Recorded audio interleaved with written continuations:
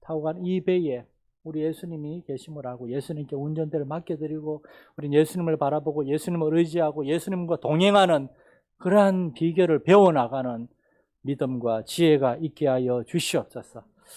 이 저녁에도 우리의 기도를 들으시고 우리의 삶 가운데 함께 하시고 우리의 가정 가운데 함께 하시고 주의 백성들 가운데 놀라운 회복과 치유의 은혜로 함께 하실 줄 믿습니다. 주님, 우리 교회가 참으로 기도에 응답이 있는 교회, 하나님의 말씀의 그 은혜와 능력을 경험하는 그러한 교회가 되게 하여 주시옵소서. 이전에게도 그러한 사모함을 가지고 나온 성도들 한 사람 한 사람에게 주님 찾아오시고 말씀하시고 우리를 새롭게 하여 주옵소서. 감사드리며 우리 주 예수님 이름으로 기도드립니다. 아멘. 하나님 말씀, 오늘 구약성경 시편 6편 말씀을 함께 보시겠습니다. 구약성경 807쪽 시편 6편 말씀입니다.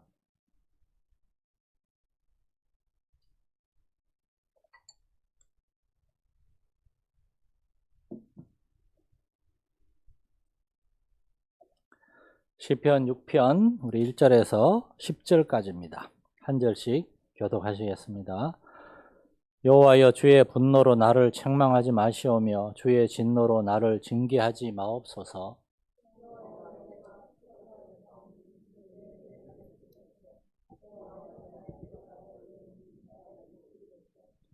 나의 영혼도 매우 떨리나이다. 여호와여, 어느 때까지니이까?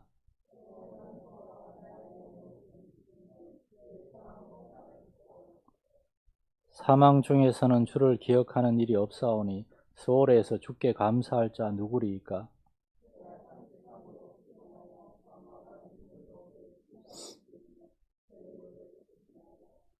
내 눈이 근심으로 말미암아 쇠하며 내 모든 대적으로 말미암아 어두워졌나이다.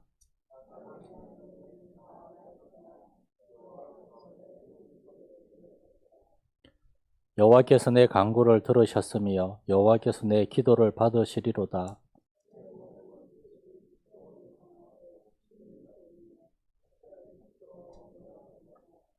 아멘. 광고 말씀 몇 가지 드리겠습니다. 오는 주일은 7월 첫째 주일 맥주 감사주일이 되겠습니다. 그리고 그 다음 주 7월 둘째 주일은 주일 오후 예배 때 이현석 성사님이 오셔서 이제 선교 보고를 해줄 텐데, 금요일 날 오후에 와서 토요일 날 있고 주일 날까지 있고 주일 오후에 이제 올라갈 겁니다. 이제 혹시나 이제 뭐 이렇게 같이 좀 식사를 대접하거나 교제하기를 원하시는 분은 미리 저한테 연락 주시면 감사하겠습니다. 그리고 우리 방문사님 위해서 또한 우리 성도들 가정에 환우들 많이 계십니다. 계속해서 기도 부탁드리겠습니다. 시편 말씀은 우리가 한번 딱 읽으면은 첫 한두 절만 읽으면은 무슨 내용인지 알 수가 있다는 좋은 장점이 있습니다. 예를 들어 시편 4편은 1절이 이렇게 되어 있습니다. 내 의의 하나님이여, 내가 부를 때 응답하소서.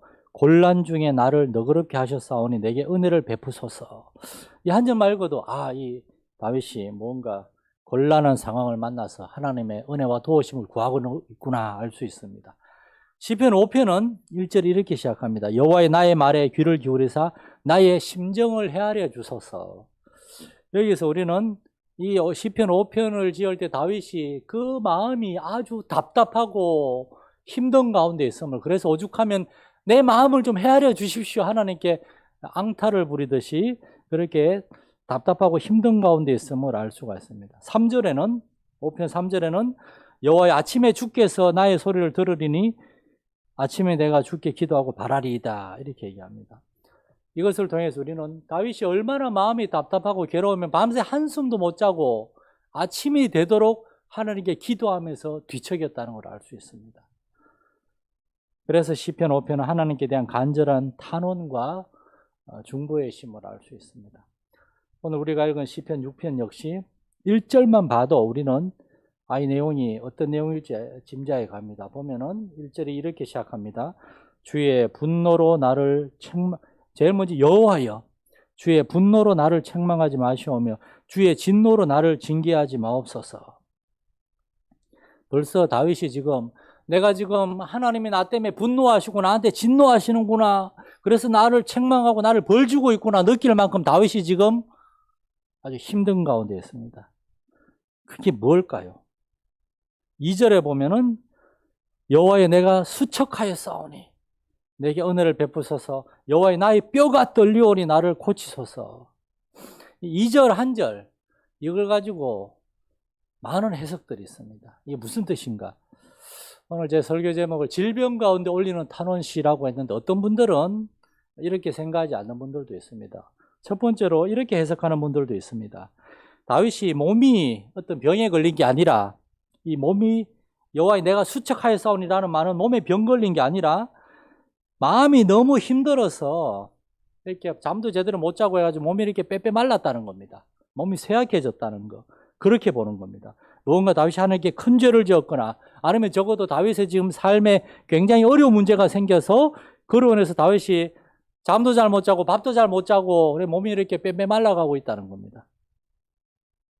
그런데 두 번째 해석은 다윗이 실제로 몸이 아픈 걸로 보는 해석도 있습니다. 다윗이 무언가 병에 걸렸다는 거예요. 그래서 그의 몸이 아주 약해져 가고 있다는 겁니다. 이렇게 해석하는 이유는 5절, 6절에서 이제 좀 구체적으로 설명이 되기 때문에 5절에 보면 이렇게 되어 있습니다. 사망 중에서는 주를 기억하는 일이 없사오니 소홀해서 주께 감사할 자 누구리까?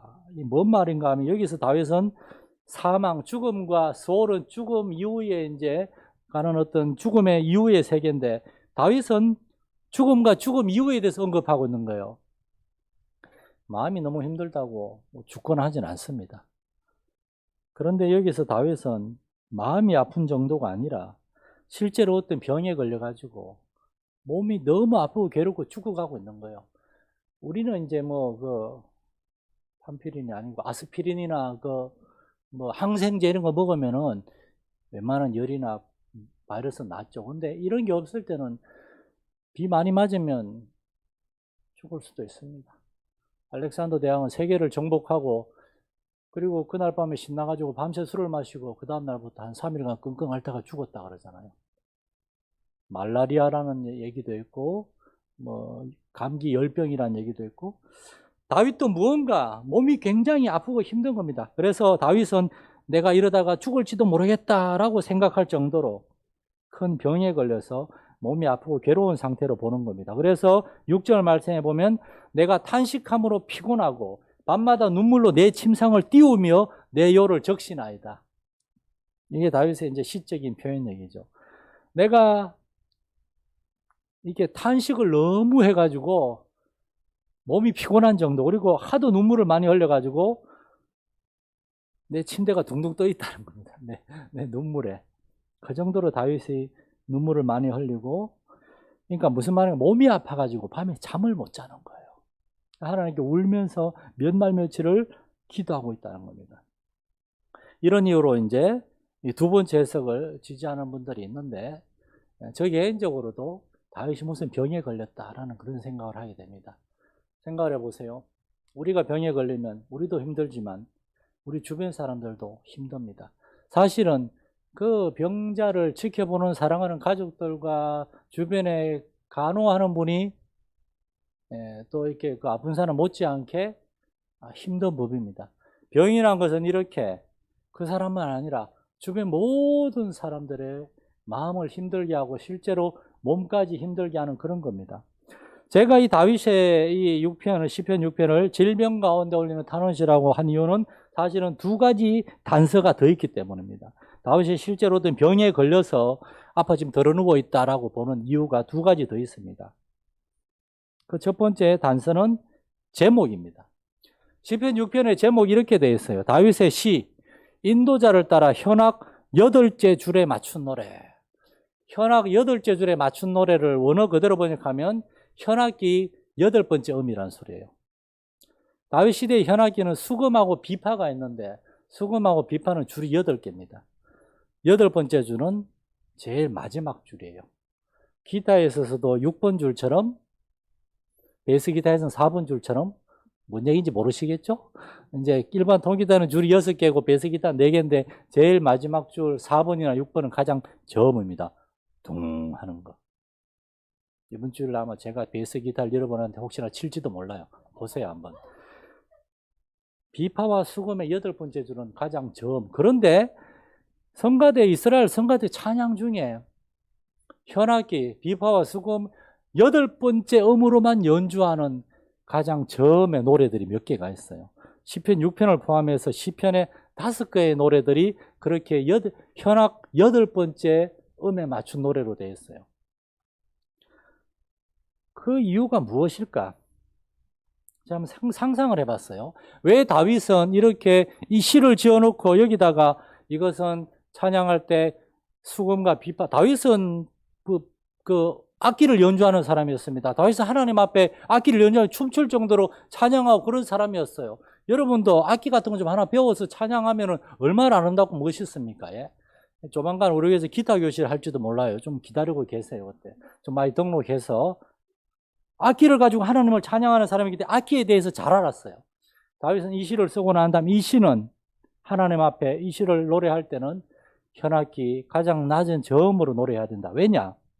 한번 상상을 해봤는데 다윗이 어느 날 병에 걸려 누워 있으면서 가만히 생각하니까 내가 몸이 너무 아프니까 기도도 힘들고 찬양도 힘들고 성전에 다윗 시대 하나님의 성막에 가기도 힘들구나.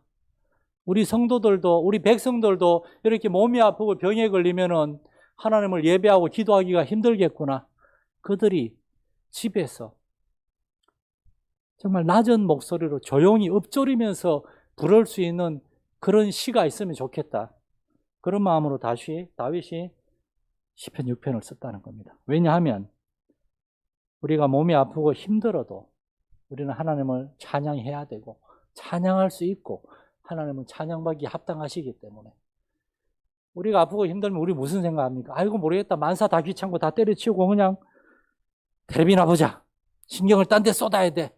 다윗은 그 질병의 고통 가운데서 내가 건강할 때는 막 성전 가서 찬양하고 그렇게 신나게 춤추고 그랬는데 몸이 아프다고 기도도 안 하고 예배도 못 드리고 이래서는 안 되겠다. 아픈 가운데서 누워서라도 하나님을 찬양할 수 있는 그런 노래가 있으면 좋겠다. 이런 다윗의 마음에서 나온 시가 바로 이 시편 6편이 아닌가 하는 것입니다. 두 번째 단서는 7절부터 10절 사이에 나오는 이야기인데 거기에 보면은 다윗이 이렇게 수척하고 몸이 아프고 병에 걸렸다는 소식을 듣고 다윗의 대적들이 아주 신이 난 겁니다. 다윗이 아프고 힘들다고. 다윗이 그냥 마음의 병이 걸렸다고 대적들이 신나진 않을 겁니다. 다윗이 실제로 병에 걸려서 드러누웠다는 소식을 듣고 다윗의 그 적대하는 나라들, 다윗 주변에 있는 이스라엘 모든 나라들이 다윗이 다 이렇게 이겨가지고 복속했는데 그들 나라들이 블레셋과 에돔과 모압과 암몬, 심지어 이집과 애국까지도 전부 다 다윗을 미워하는데 다윗이 아파서 병석에 누웠다는 소리 듣고 아이고 잘됐다. 다윗이 병석에서 일어나지 못하고 죽어버렸으면 좋겠다. 그러면서 다윗의 대적들과 원수들이 떠들고 있다는 겁니다. 그 가운데 다윗은 병석에 누워서 하나님께 울면서 기도하는 겁니다. 주여 저 대적들과 원수들이 원하는 대로 되지 않게 해달라고 저로 하여금 이 병에서 회복시켜 주시고 다시금 주를 찬양하고 주를 예배하고 주를 섬기게 해달라고 이렇게 기도하고 있다는 겁니다. 그래서 우리는 시편 6편이 다윗 왕이 질병 가운데서 하나님께 기도하며 올리는 탄원시다 이렇게 볼 수 있다는 겁니다. 이렇게 시편 6편의 내용을 간단히 생각해 볼 때 우리는 세 가지 중요한 메시지를 발견할 수가 있습니다. 첫 번째로는 다윗은 몸이 아파도 하나님을 찬양하고 예배하는 사람이었다는 겁니다. 말 그대로 시편 6편에서 다윗은 하나님께 불평이나 원망하는 게 아니라 하나님께 회개하고 하나님 은혜를 구하면서 하나님을 찬양하고 있습니다. 4절 말씀에 보면 여호와여 돌아와 나의 영혼을 건지시며 주의 사랑으로 나를 구원하소서. 이 구절을 히브리어 원어하고 영어로 보면은 굉장히 멋진 시입니다. 그걸 그대로 직역을 하면 이렇게 되어 있습니다. 여호와여 주의 사랑을 드러내기 위하여 돌아오소서 건지소서 나를 구원하소서 이렇게 돼 있어요. 그냥 우리 그냥 문장이 아니고 아주 시적인 여호와여 주의 사랑을 나타내기 위해서 돌아오소서 건지소서 나를 구원하소서 동사 세 개가 딱딱딱 연결이 되어 있어요. 무슨 말인가 하면은 하나님 나에게 오셔서 나를 건져달라는 말은 나를 회복시켜달라는 말이고 구원해달라는 말은 나를 살려달라는 말.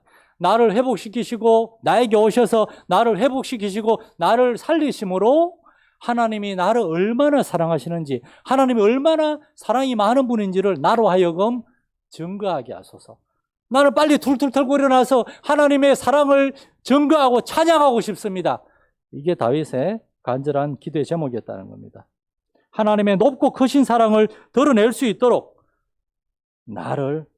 나에게 오셔서 나를 회복시키시고 나를 건져달라는 겁니다.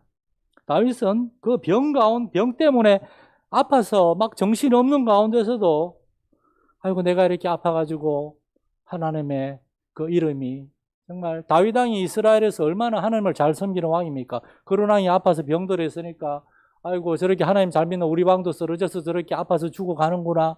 하나님 안 됩니다. 나를 회복시켜 주셔서 하나님 살아계시고 내 기도 응답하시고 나와 함께 하셨다는 것을 사람들에게 나로 하여금 증거하게 하옵소서.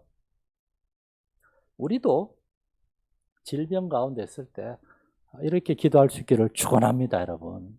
하나님 나에게 역사하셔서 하나님이 내 기도 응답하시고 하나님 나를 사랑하시고 나와 함께 하신다는 증거를 보여주옵소서. 물론 그리 아니하실지라도 저는 다니엘의 세 친구들처럼 하나님의 뜻이 있는 줄 알고 이 시련과 고난을 받아들일 것입니다. 그러나 나로 하여금 하나님의 그 능력과 하나님의 사랑을 더 힘있게 증거하게 하옵소서. 저는 모든 사람에게 이렇게 하나님을 증거하기를 원합니다. 우리가 이렇게 기도할 수 있어야 되겠다는 겁니다. 5절을 통해서 다윗은 자신이 질병 가운데 죽지 않고 그 당시 병에 걸리면 그렇게 대부분이 다 죽었거든요.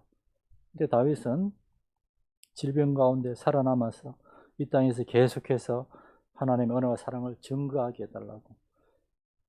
그러니까 지금 몸이 너무 아파서 큰 소리를 낼 수 없기 때문에 현악기 8번쯤 가장 저음으로 조용하게 읊조리듯이 그렇게라도 이 시를 통해서 하나님께 찬양하고 기도하고 있습니다. 우리도 이렇게 기도했으면 좋겠습니다. 하나님, 내가 지금 병에 걸려서 앉아있기도 힘들고 누워있기도 힘들고 기도도 하기 힘들고 말씀도 못 읽고 교회도 못 나가고 있습니다.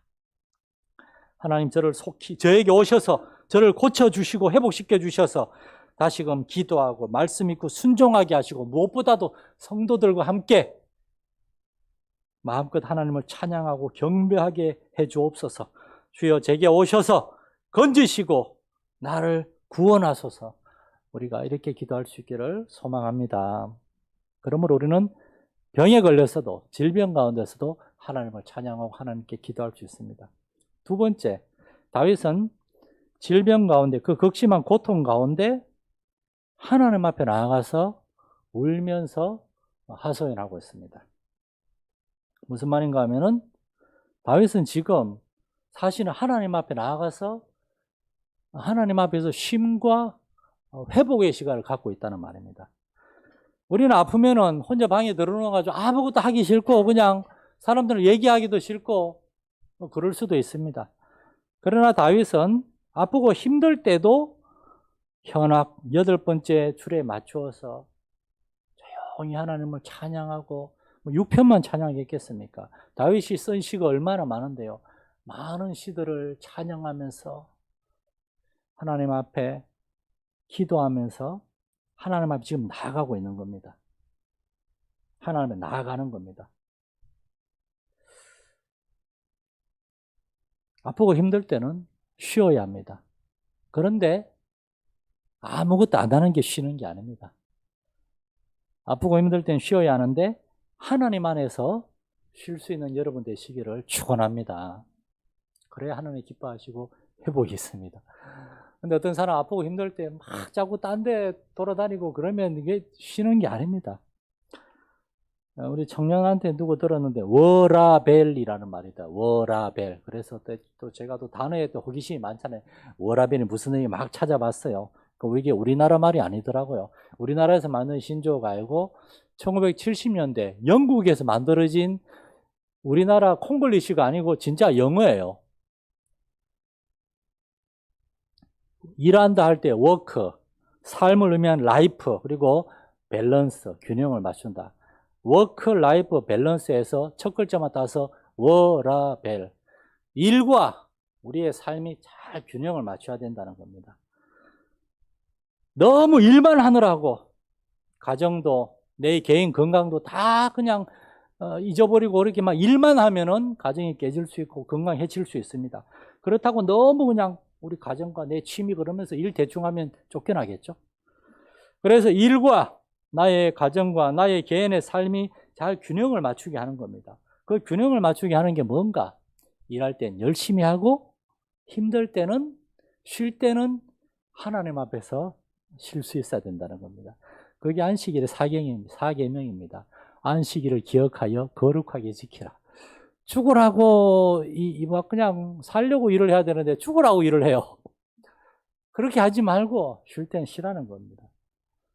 물론 오늘날의 직장이 우리의 뜻대로 그렇게 아유 목사님 쉴 때 쉬었다가 어떤 때 주일날로 나오라 그러는데 안 나왔다가 나중에 계속 안 나가게 되면 어떡합니까?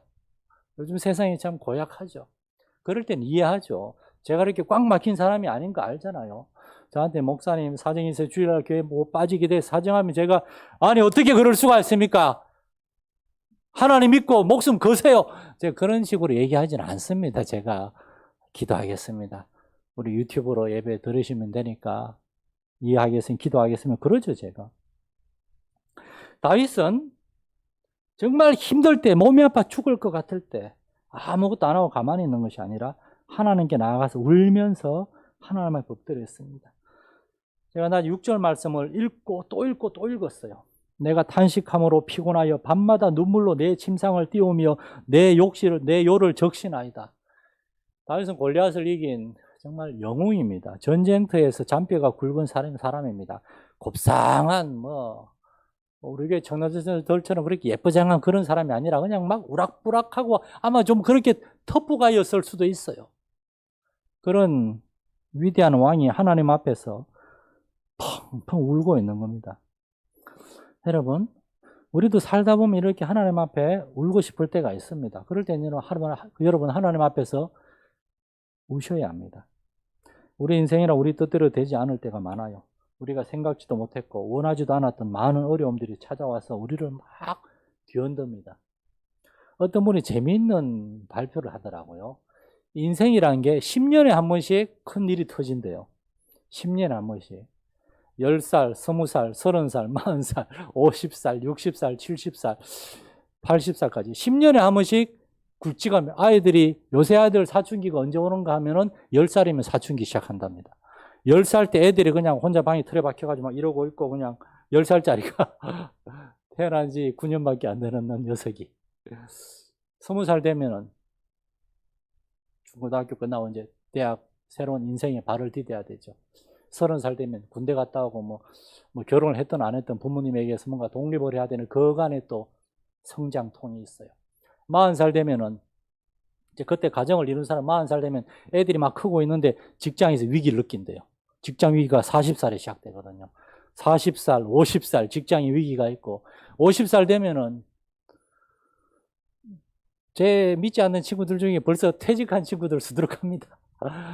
김전에 농사 짓거나 포도밭 하는 친구들도 우리 사촌 형들도 막 인쇄소 일했는데 지금 다 포도밭 하고 있더라고요.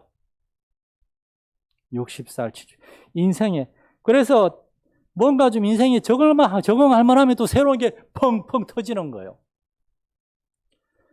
인생이 그렇게 피곤한 겁니다. 녹록지 않은 겁니다. 쉽게 가기가 어려워요. 그래서 우리는 하나님 앞에서 언제나 쉬면서 우리 자신을 돌아보는 그러한 습관이 필요하다는 겁니다.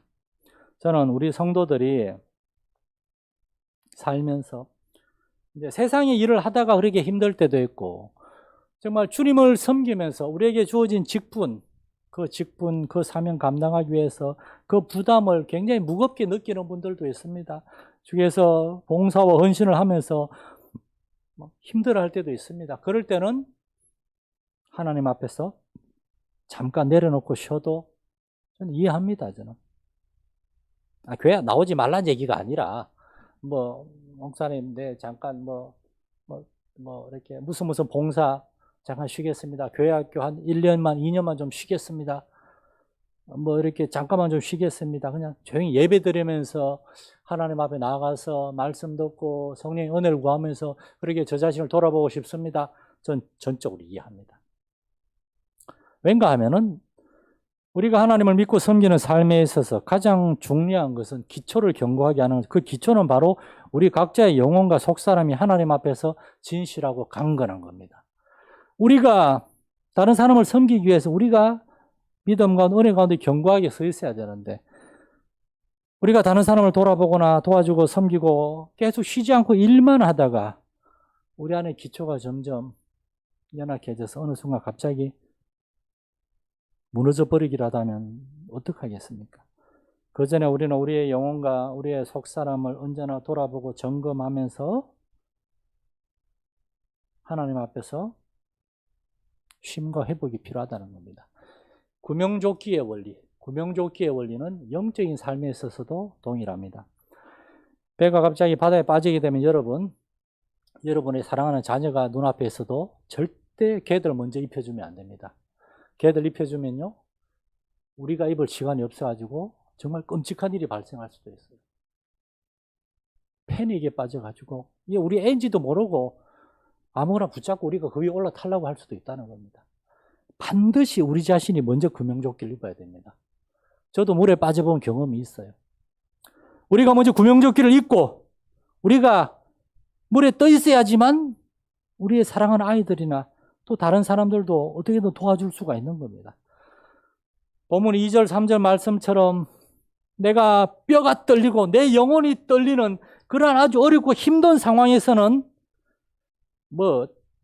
하나님의 일은커녕 사람 보기도 힘들고 지치고 그럴 수도 있습니다. 마음이 하나님 앞에 그렇게 연약한 상태에 빠져 있으면 쉽게 불평과 불만들이 생겨납니다. 그냥 옷을 왜 저따구로 입었지? 왜 말을 저따구로 하지? 나를 무시하는 건가? 아이고 모르겠다. 다 만사가 귀찮고 그렇게 될 수가 있어요. 그래서 본문에서 다윗은 몸이 아프고 가장 힘들 때 하나님 앞에 조용히 하나님 앞에 찬양하면서 울면서 찬양하는 거. 우리 옛날에 우리 부모님 세대 새벽에 교회 오면은 막 구석에서 여기저기서 울면서 막 기도하면서 울면서 찬양하잖아요. 막 천부의 의지 없어서 그게 제일 많이 들었던 것 같아요. 그리고 주여 주여 막 계속 부르고 얼마나 마음이 답답하면 기도도 안 되니까 그냥 찬양만 계속 반복해서 부르는 겁니다. 저는 그것은 참으로 하나님 앞에 지혜로운 방법이라고 생각합니다.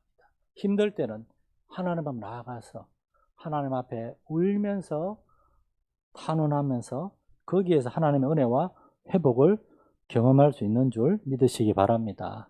마지막 세 번째로 우리가 하나님 앞에서 이렇게 회복이 되어야 하는 이유는 우리가 아프고 힘들고 우리가 실족하고 넘어지면 우리의 대적과 원수들한테만 좋은 일을 시킬 수가 있다는 겁니다.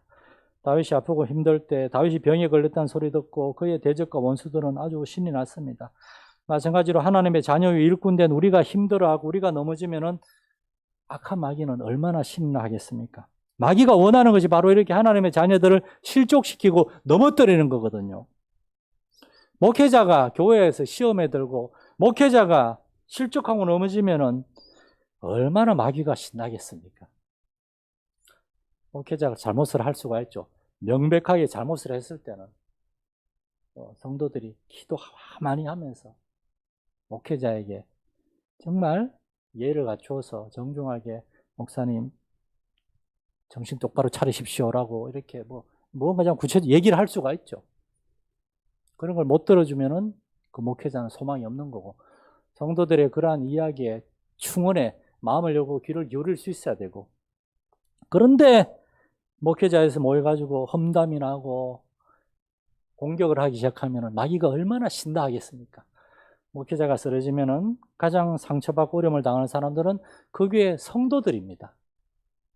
제가 옛날에 영국에 어떤 교회 얘기했잖아요. 한 300년 전에 영국의 경건한 청교도들의 교회에서 목사님이 설교는 안 하고 이상한 얘기는 하고 앉았고, 그럴 때 성도들이 모여가지고 목사님이 거듭났는지 안 거듭났는지 모르겠습니다. 우리 목사님이 거듭나고 참으로 목자로 하나님께 헌신하게 해달라고 기도했는데 2년인가 3년인가 지나가지고 목사님이 강단에서 회개하면서 울면서 자기의 죄와 자기의 어떤 성실하지 못해도 회개하면서 바뀌었다 그러잖아요. 한국 같으면은 당장에 모여가지고 해임 결의안을 할 수도 있겠지만, 교회에서 성도들이 어려움을 당하면은 그 성도들만 힘든 게 아니라 병에 걸린 사람하고 똑같습니다. 그 성도들이 속해 있는 그 기관과 그 공동체 전체가 힘들어합니다. 교회 누가 이렇게 좀 시험에 걸리고 하면은 뭐 목회자나 뭐 장로님들 뭐 권사님들 얼마나 그것 때문에 마음 아파하고 힘들어합니까? 그래서 교회는 서로를 돌아보며 위에서 기도하고 지켜주고 세워줘야 한다는 겁니다. 목회자를 위해서, 장로님들을 위해서, 그리고 교회 직분자들을 위해서 그들이 넘어가지 않도록, 실족하지 않도록 기도할 수 있기를 바라고, 여러분이 속해 있는 남녀 전도회 청년의 각 기관 안에서 어려움 당한 사람들, 육신의 질병과 마음의 시험 들고 상처 겪고 있는 사람들이 있다면 그들을 돌아보고 섬길 수 있어야 되겠어요. 지난 일주일 동안 정말 신문과 뉴스를 뜨겁게 달구었던 분당의 서현고등학교. 제가 거기서 한 1년간 교회 봉사한 적이 있거든요. 고등학교 3학년 학생이 실종 일주일 만에 그저께 월요일 새벽에 숨진 채로 발견이 됐습니다. 저희 딸내미도 고3이라서 지난주부터 아빠 그 고3 걔 어떻게 됐을까 어떻게 됐을까. 근데 저는 지난주에 그 아이가 한동안 소식이 없다는 소리 듣고 대충 동선을 보고 뭐 예언의 은사가 아니라 내가 혹시 극단적인 선택을 한 건 아닌가 걱정이 됐는데, 오늘 지난 며칠 전 새벽에 거의 그렇게 기사가 난 걸 보면서 이 사건에 대한 여러 의견들이 있겠지만 저는 그런 질문이 떠오르더라고요. 왜 그 아이는 엄마 아빠한테 그 힘든 걸 얘기하지 않았을까? 주변의 친구들이나 누군가에게 얘기할 사람이 그렇게 없었을까?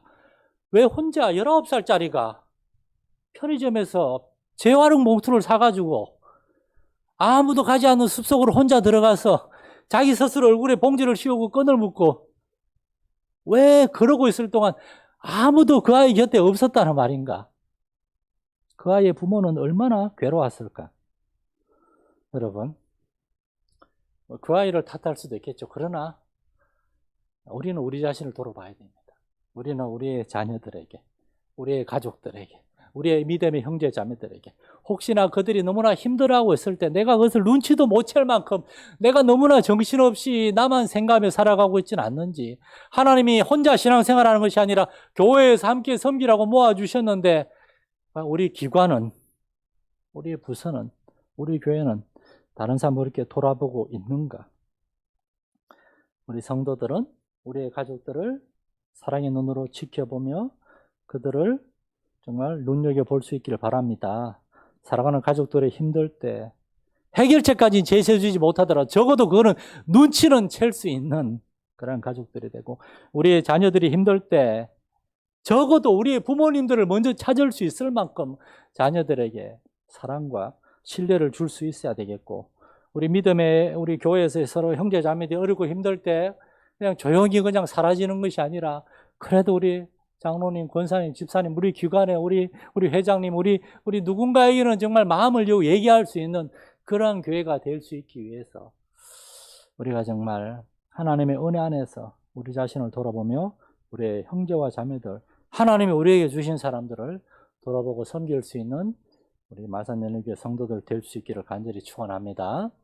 살아계신 주 하나님 아버지, 질병에 걸려서 아니면 질병이 아니라 마음의 큰 고통일 수도 있겠지요. 다윗이 그 극심한 고통 가운데서 다윗은 혼자 그냥 침상 이불 덮고 누워서 끙끙 앓고 있는 것이 아니라 누워서도 현악 8번째 저음으로 잠잠히 하나님을 찬양하고 하나님을 부르고 자신 아픔을 호소하고 있습니다. 이 위대한 시가 성경에 기록된 오늘 우리에게 온 것은 우리도 이렇게 어렵고 힘들 때 하나님 앞에 나아가서 찬양하고 경배하며 기도할 수 있고, 그렇게 함으로 우리는 하나님의 은혜와 하나님의 회복을 경험하고, 그래서 이제 이렇게 힘들고 어려운 사람들을 돌아볼 수 있도록 하나님이 우리에게 은혜 주시는 줄 믿습니다. 하나님의 은혜 안에서 우리 성도를 먼저 회복이 있게 하시고 치유가 있게 하시고, 이제 우리는 다른 형제와 자매들을, 우리의 사랑 가족들을 돌아보고 이렇게 섬길 수 있는 주님의 복된 교회가 되어서 하나님이 우리에게 주신 성도들 한 가족이 되어서 함께 사랑하며 함께 주를 섬기며 주의 나라를 세워나가는 우리 복된 마산열린교회와 우리 성도들 한 사람 한 사람 되게 하여 주옵소서. 우리 성도들의 가정과 귀한 자녀들을 지키시고 함께하여 주옵소서. 우리 주 예수님의 이름으로 기도드립니다. 아멘. 하늘에 계신 우리 아버지, 아버지의 이름을 거룩하게 하시며 아버지의 나라가 오게 하시며 아버지의 뜻이 하늘에서와 같이 땅에서도 이루어지게 하소서. 오늘 우리에게 일용할 양식을 주시고 우리가 우리에게 잘못한 사람을 용서하여 주시고 우리를 시험에 빠지지 않게 하시고 악에서 구하소서. 나라와 권능과 영광이 영원히 아버지의 것입니다. 아멘.